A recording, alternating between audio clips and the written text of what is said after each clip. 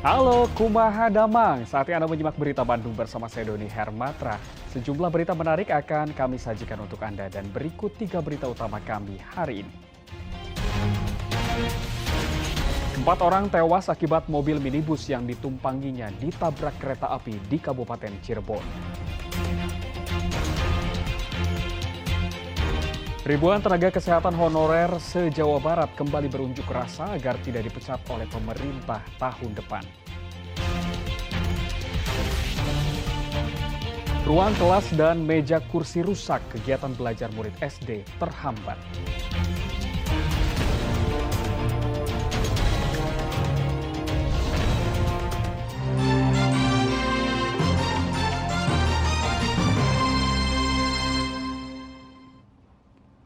Kita ke informasi pertama. Kecelakaan maut terjadi di perlintasan kereta tanpa palang pintu di Kabupaten Cirebon. 4 orang tewas.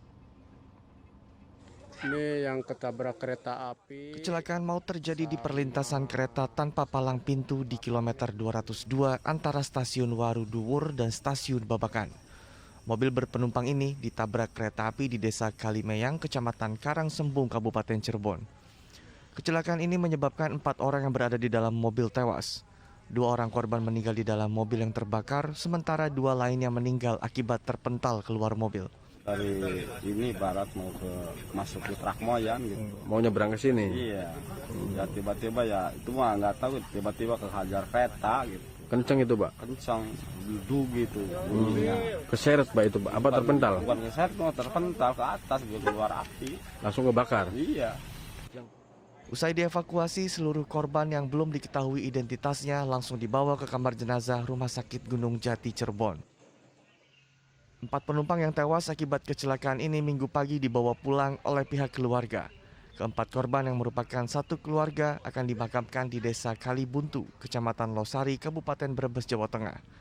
Untuk menghindari peristiwa serupa, perlintasan kereta kini dijaga ketat oleh sukarelawan. Sementara bangkai kendaraan belum dievakuasi dari lokasi kejadian. Maruli Habibi melaporkan dari Kabupaten Cirebon. 2 orang nelayan tewas saat mencari ikan di perairan selatan Cianjur. Keduanya tewas usai perahu yang digunakan korban dihantam ombak. Setelah tim SAR gabungan melakukan pencarian, 2 jasad nelayan yang tewas di perairan selatan Cianjur akhirnya ditemukan. Kedua jasad korban ditemukan di tempat dan waktu yang berbeda. Korban pertama bernama Irianto, ditemukan di perairan Kampung Cikamurang, Desa Sukapura, Kecamatan Cidaun, Kabupaten Cianjur, 5 km dari titik lokasi tenggelam. Sementara korban kedua bernama Rosandi, ditemukan 5,5 km dari titik lokasi tenggelam. Kedua korban tewas setelah perahu yang digunakan korban terbelah akibat dihantam ombak besar di pantai Ciujung, Desa Jayagiri, Kecamatan Sindang Barang, Kabupaten Cianjur. Kemungkinan pada saat melaut itu terlalu pinggir, gelombang dalam keadaan sedang pasang, diterjang ombak. Kemungkinan kedua korban itu sedang ketiduran, akhirnya terpental, pecah, kemudian ke pinggir pantai itunya. Sementara bangkai kapal yang digunakan kedua korban beserta peralatannya untuk mencari ikan juga ditemukan warga di perairan pantai Ciujung. Setelah dibawa ke puskesmas, kedua jasad korban langsung diserahkan kepada pihak keluarga untuk selanjutnya dimakamkan di kampung halaman mereka. Rendra Gozali melaporkan dari Kabupaten Cianjur. Berhati-hatilah dan selalu awasi buah hati Anda saat bermain ponsel. Karena seorang bocah di Ciamis tewas usai telepon genggam yang dimainkannya meledak saat mengisi daya. Suasana haru begitu terasa di kediaman IHM, seorang bocah kelas 3 SD yang tewas akibat telepon genggamnya meledak saat mengisi daya. Korban yang merupakan warga desa Kiara Payu, Kecamatan Rancah, Kabupaten Cianjur ditemukan pertama kali oleh sang ibu dalam posisi telungkup dengan luka bakar pada bagian dada. Saat insiden terjadi, orang tua korban tidak ada di rumah. Korban berada di rumah hanya bersama adiknya yang masih balita. HP-nya ya. HP-nya Melebu. pecah, terus ada luka di sini Pak. Iya. Wah, lukanya apa Pak di sini? Dia ada. Saya marah kayak gitulah. Oh gitu ya. Luka bakar. Suka bakar. Luka bakar.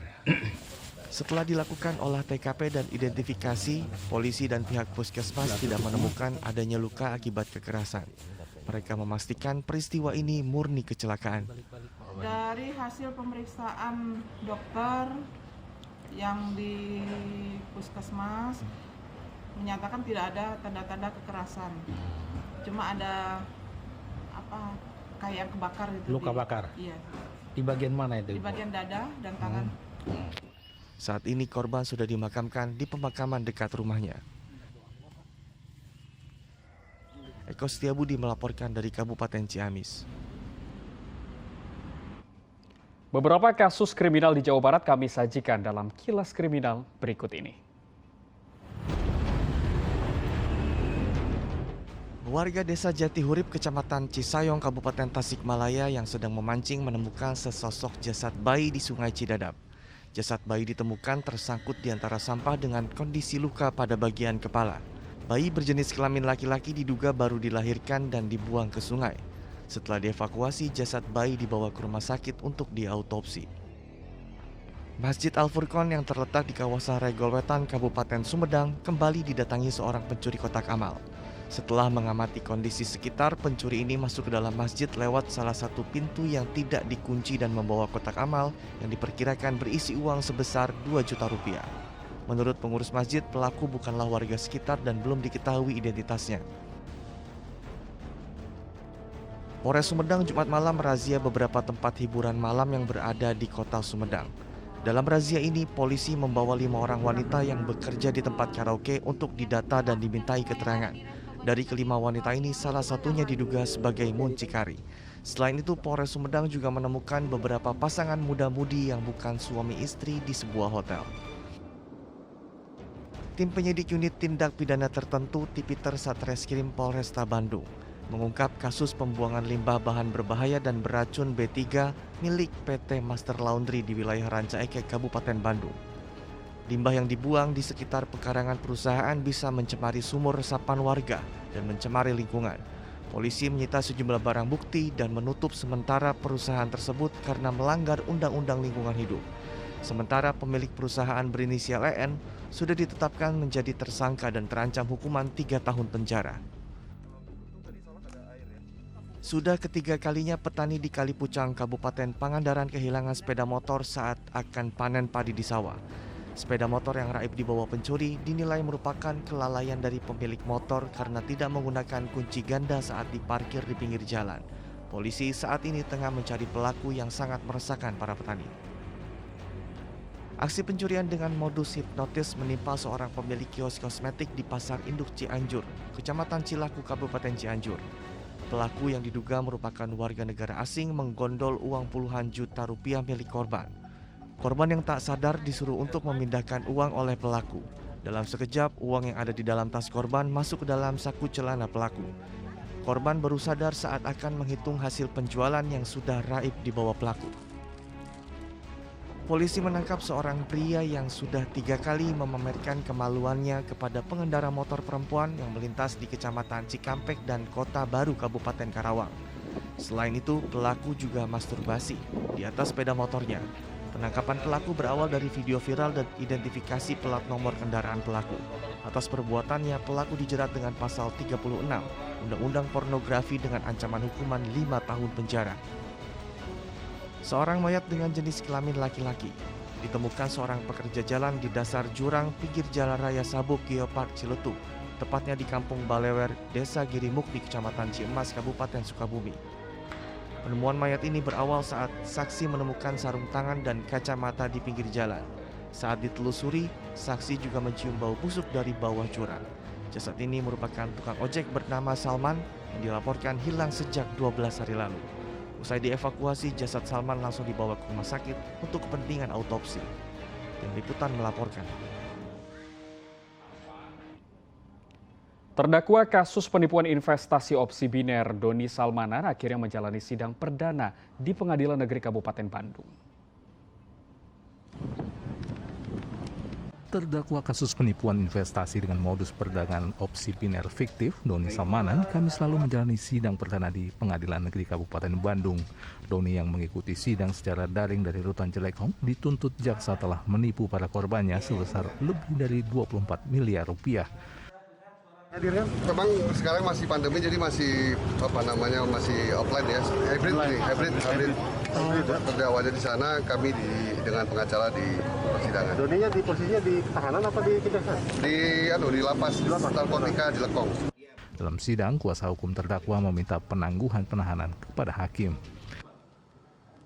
Ya mungkin stres menghadapi persidangan, tensi, asam lambung naik, ya itu normal. Jadi meminta untuk tahanan rumah atau gimana? Tahanan kota? Ya, mudah-mudahan itu hanya bentuknya permohonan, tapi mudah-mudahan bisa dapat dipertimbangkan.